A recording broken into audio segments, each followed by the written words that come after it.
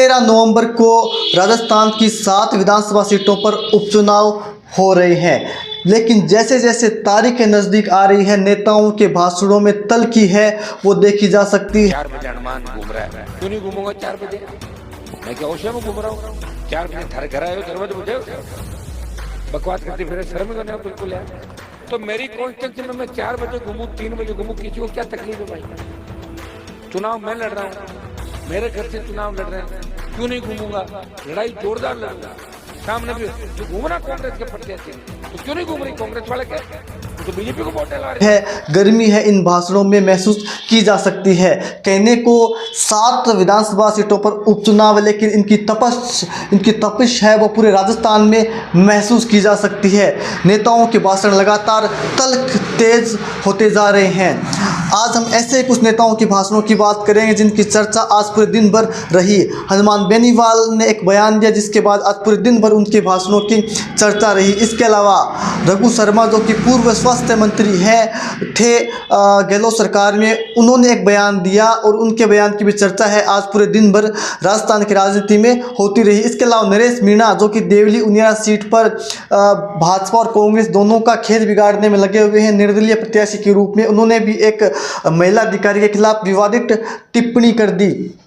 इसके अलावा प्रताप सिंह खाचरियावास ने भी एक बयान दिया है, जिनके बयान ने भी एक नई चर्चाएं हैं वो छेड़ दी है। लेकिन यदि हम बात करें हैं प्रदेश के इस चुनाव की, तो निश्चित रूप से भाजपा है वो इस चुनाव में कहीं ना कहीं बढ़त बनाते हुए दिखाई दे रही है। लेकिन कांग्रेस पता नहीं किस रणनीति के तहत इस चुनाव को लड़ रही है, क्योंकि बड़े नेता कांग्रेस के वो दिखाई नहीं पड़ रहे हैं। कांग्रेस है वो अपने स्थानीय नेताओं के दम पर ही इस चुनाव को लड़ रही है।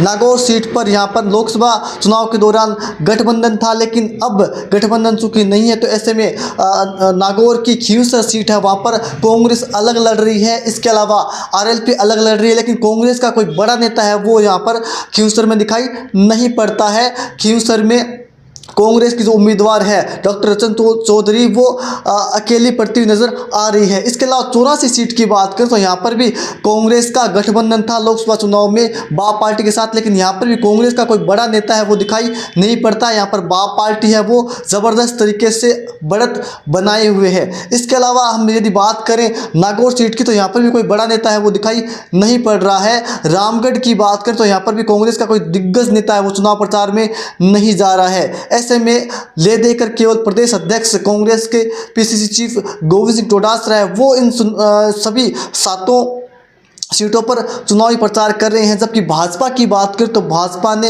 हर एक सीट पर एक अलग रणनीति बनाई है, अपने नेताओं को, अपने मंत्रियों को वहां पर कैंपेनिंग के लिए भेजा है।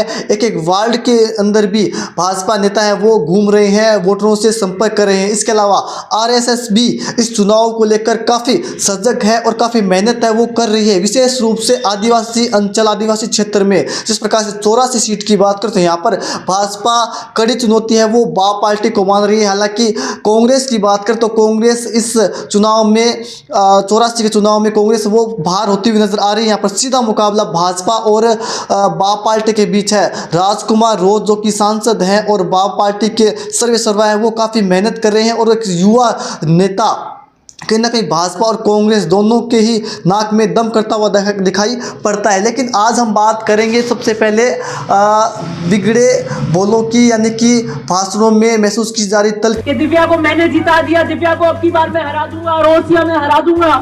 क्यों भाई, मैं समाज की बेटी नहीं हूँ? क्या हालत हुई? आज भी हालत टाइट है बुरी तरीके से। रात को 4-4 बजे तक जा रहे, पैर पकड़ रहे लोगों के। ठीक, आपको याद होगा कि कुछ दिन पहले एक कार्यक्रम के दौरान दिव्या मदेरणा ने हमला किया था हनुमान बेनीवाल पर इशारों में, जिसका आज जमकर बदला है वो हनुमान बेनीवाल ने ले लिया है। हालांकि इसकी कोई आवश्यकता नहीं थी, क्योंकि हनुमान बेनीवाल है वो खींवसर विधानसभा सीट पर घिरे हुए नजर आ रहे हैं, लेकिन फिर भी वो इन स्थानीय मुद्दों को छोड़कर, कांग्रेस भाजपा को छोड़कर दिव्या मदेरणा के ऊपर हमलावर होते हुए नजर आए, जिसका शायद उनको नुकसान भी इस चुनाव में हो सकता है। दुश्मनों ने भी मदद करो, मदेरणा की बेटी ने बनाई दी महिपाल जी के। अब फिर है ना क्या भाई 4 बजे अनुमान घूम रहा है, क्यों नहीं घूमूंगा 4 बजे? मैं क्या ओशे में घूम रहा हूँ? 4 बजे थारे घर आए हो, दरवाजे मुझे बकवास करते फिर शर्म करने बिल्कुल यार। तो मेरी कॉन्स्टिट्यूंसी में मैं 4 बजे घूमूं, 3 बजे घूमूं, किसी को क्या तकलीफ है भाई? चुनाव मैं लड़ रहा हूँ, मेरे घर से चुनाव लड़ रहे हैं, क्यों नहीं घूमूंगा? लड़ाई जोरदार लड़ूंगा। सामने भी तू घूम रहा कांग्रेस के प्रत्याशी के, तो क्यों नहीं घूम रही कांग्रेस वाले के? तू तो बीजेपी को वोट डलवा रही है, शर्म नहीं आती? कांग्रेस का आला कमान, भाजपा को वोट, कहाँ कहाँ जा रहे हो? क्या था तुम्हारा? याद करते ही सीढ़ी चलाते हैं छोरे, 62 मिनट 50 मिनट की। शर्म को नहीं हो बिल्कुल? डूब मर जाओ कुआं में पड़ रहा। मैं कहूँ इतनी बात होने के बाद कोई जिंदा रहता क्या इंसान? मेरे पापा जी ने पॉलिटिकल कहीं गए? पापा जी पॉलिटिकल, दादाजी कहीं गए? थारे दादाजी पानी लेगा ढाणिया का मैं तो दादाजी ने हिलन दे क्या बर्बाद करके छोड़ दिया नागौर जोधपुर को इन लोगों ने। यहाँ नहरें आ जाती तो हमारे बच्चों को इस तरह काम करने के लिए जाना पड़ता कि मद्रास महाराष्ट्र लेबर को काम कर, छोटा भाई बहन पड़ा कहीं आपने कहना बताओ मैं। आज कहते 5 लाख रुपए चाहिए, ढाणी में कितना लोगों ने 5 लाख रोकड़ रुपए ला दी बताओ मैं? नहीं है साहब, मैं तो जानता हूँ। और कौन बर्बाद कर दादाजी दोनों पाड़ अटे दादाजी वो बट वो दादाजी दोनों मिल और रड़क। इस चुनाव में गुस्सा करने की कोई आवश्यकता है नहीं, लेकिन फिर भी पता नहीं आज क्यों उनको गुस्सा आ गया और दिव्या मदेरणा पर सीधा हमला उन्होंने बोला। उन्होंने कहा कि आखिर क्यों नहीं मैं इस चुनाव में प्रचार करने के लिए जाऊं, क्योंकि मेरे परिवार से चुनाव लड़ रहे हैं तो मैं प्रचार करने जाऊंगा ही, मैं उनके घर तो नहीं जा रहा। इसके अलावा भी उन्होंने बहुत कुछ टिप्पणी है वो दिव्या मदेरणा के पापा, उनके दादा परशुराम मदेरणा से लेकर उनके पिता तक काफ़ी तीखी टिप्पणी है वो हनुमान बेनीवाल करते हुए नजर आए। और काफ़ी बड़ा हमला है हनुमान बेनीवाल ने यहाँ पर दिव्या मदेरणा के परिवार पर और दिव्या मदेरणा के ऊपर बोला। हालांकि इसका जवाब आज जो भाजपा नेता है, नागौर से बड़ी नेता है ज्योति मिर्धा, उन्होंने भी कहीं ना कहीं हनुमान बेनीवाल पर निशाना साधा। उन्होंने कहा कि एक चुनावी सभा के दौरान कि वो अपनी पत्नी के बारे में ये कह सकते हैं जब कि ये जीत कर कौन सा मुख्यमंत्री बनेगी, एक साइड में एक जगह